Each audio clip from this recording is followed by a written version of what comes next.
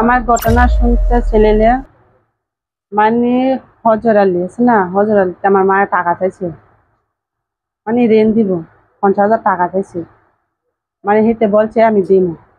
দেওয়ার পরে কইছে 2 দিন মিস হয়ে গেছে, টাকাটা দেয় নাই, কোনো বলো না। পরে আমার মায়ের বাজারে গেছে, বাজারে গিয়া নাম্বার আনছে, আমি নাম্বারে দিছি। নাম্বার দেওয়ার পরে আমি ফোন দিছি, আমি বলছি ফোন দেন ভাই আমি বোন। হ্যাঁ বলছে আপনি কে? তা আমি কই আমি আপনের বোন। ও তো চিনছি, কে লেগে? আমি কই আমার মায়ের বলে টাকা দিচ্ছে। কই হয় আমি আমার মারে টাকা কি দিবেন কি দিতেন না? আমি টাকা তো ফাইনে আছেন, ফাইলে তোমার মারে নিয়ে দিই আমি বাড়িতে নিয়ে। আচ্ছা, পরে হ্যাঁ ছোট ভাইয়ের সাথে একটু ঝামেলা হয়েছিল। হ্যাঁ ছোট ভাইয়ের লোক আসছিল, মনে সামনে আসলে কিনা আছে জানি না। হ্যাঁ ভাইয়ের আবার ছোট ভাইয়ের মানে বলছে যে তোর ভাইয়ে ওর মায়ের সাথে কথা হয়, এটা মামার সাথে কথা হয়েছে টাকা পয়সা ঋণ দিন। পরে মাস পার হয়ে গেছে গা, আমার কাছে ফোন দিছে, কবই না মাস পার হয়ে গেছে গা, তোমার মা কি টাকা কি দিব না রাখবো? আমি কইছি আচ্ছা ভাই আমি তো শ্বশুর বাড়িতে বসছি, আপনি আমার মার কাছে বললেন টাকা কি দিব কি না দিব। আচ্ছা ঠিক আছে।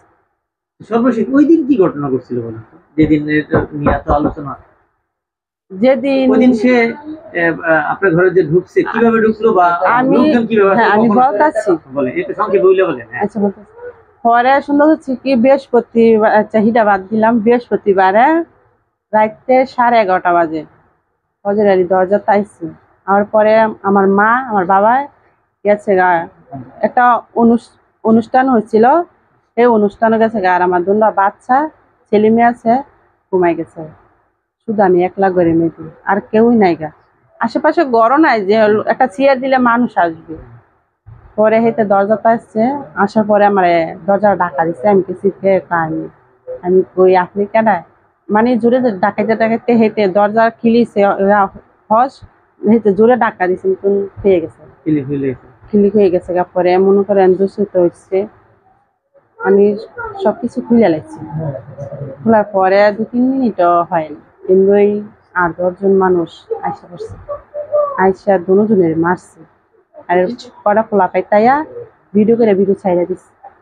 পরে মানে 10-15 মিনিট হয়ে যাবে, তারপরে লোকজন আইছে, মানে আমার চিকরা বাকরা হয়েছে ফোনার পরে তারপরে লোক আসছে। আপনারও মারছে? আমারও মারছে।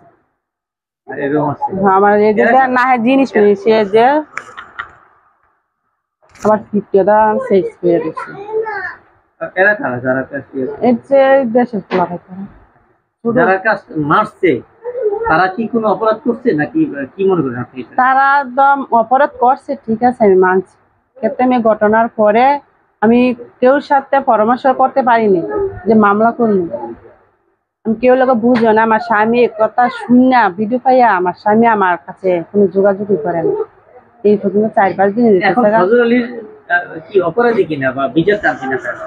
আমি বিচার চাই না। কারণ কি? আমি দেশ শান্তি চাই, আমার মান সম্মান তো গেছে। আর যারা ভিডিও ছাইরা দিল এইভাবে, যারা ভিডিও ছাইরা দিছে ভিডিও করে তারা মুক্তি পাক, যে অপরাধ করছে হ্যাঁ তো হ্যাঁ আর মুক্তি পাক, দেশ এলাকা সবাই মুক্তি পাক। দেশ মামলা করছিলেন কেন? মামলাটা করছিলাম হচ্ছে হ্যাঁ যাইছে কি মসজিদ দেখ গিয়া, আমার তো মান সম্মান তো গেছে গা।